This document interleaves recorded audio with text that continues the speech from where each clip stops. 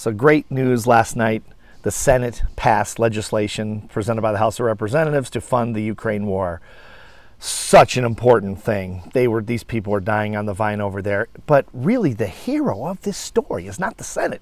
It's Speaker Mike Johnson. Unbelievably.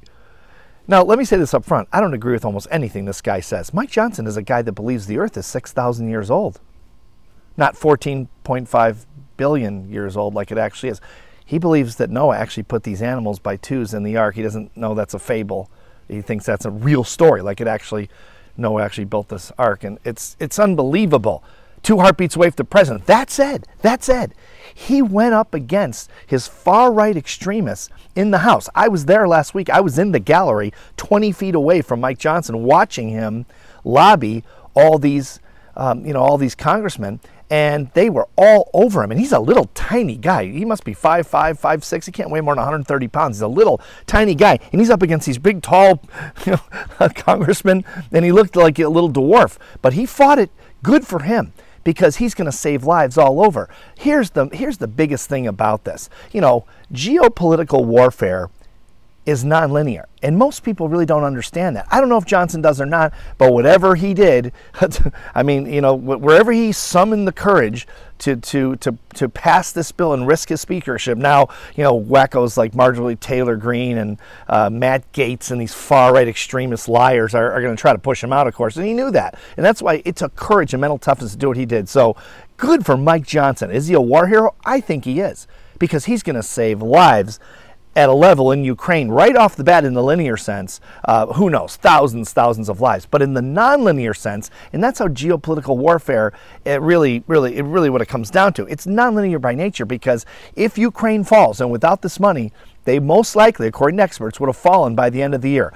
Putin moves in. Putin is on a march through NATO. Make no mistake. If Ukraine falls, he goes to Poland. He goes to Finland. He goes to Denmark. He is trying to reinstate the old Russia, not the Soviet Union, not the Soviet Union that we all grew up with, but old Russia. He wants world dominance, and he's not going to stop. And here's the other part. Geopolitical warfare is like a chess game. I've always played chess since I was 4 years old, and I love it because it's the same thing.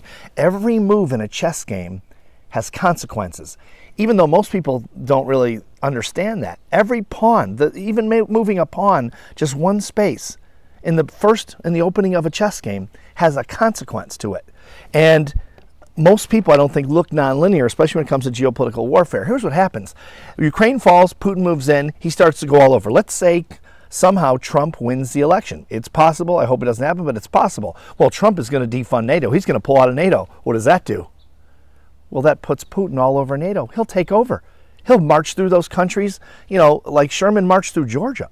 I mean, this is very serious. This nonlinear chess game, he wants to take over the world. That's the thing. So you stop it right at Ukraine. It may seem like we're moving a pawn, one space in a chess game, okay? But that's not the way it is, because these moves have consequences. If Mike Johnson wouldn't have the courage to fight against people that threatened his speakership when he was trying to do the right thing, and he did. Good for him.